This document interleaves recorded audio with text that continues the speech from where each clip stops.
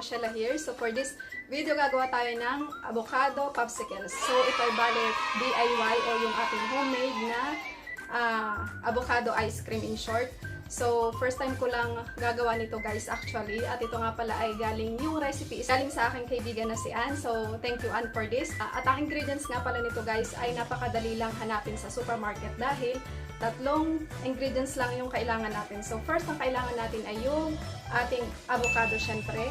So the next thing is yung ating condensed milk. Tapos yung the third one is yung ating evaporated milk. So syempre kailangan din natin ng mold, yung paglalagay natin ng ating popsicles o yung ating avocado popsicles. So yun, kung interesado kayong malaman kung paano ko ito ginawa, let's get into the video.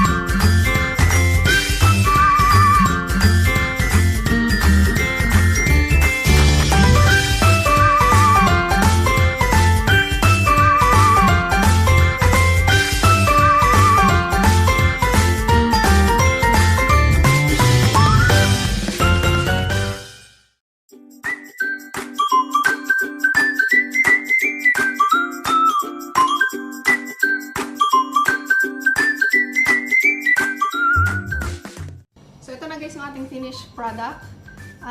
Yung itsura niya is hindi asin talagang perfect. Tapos dito sa baba, dapat kasi punong-puno yung mold natin. Kinulang na ako doon sa ating butter. So ito na yung naging itsura. Okay naman siya. At saka yung lasa niya is ang sarap niya. Lasang-lasa yung avocado. Tsaka yung gatas.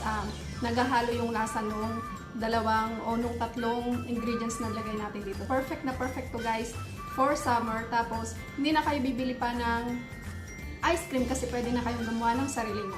So that's it. So that's all for this video guys. I hope nag-enjoy kayo sa panonood nitong video na to. At sana itry nyo din itong avocado popsicles na ginawa ko. At pwede rin naman kayo gumawa ng iba't ibang variations nito. Pwede nyo lagyan ng pistachio o kung anumang gusto nyo. So yun guys, please don't forget to subscribe and to like. And see you on my next one. Bye-bye!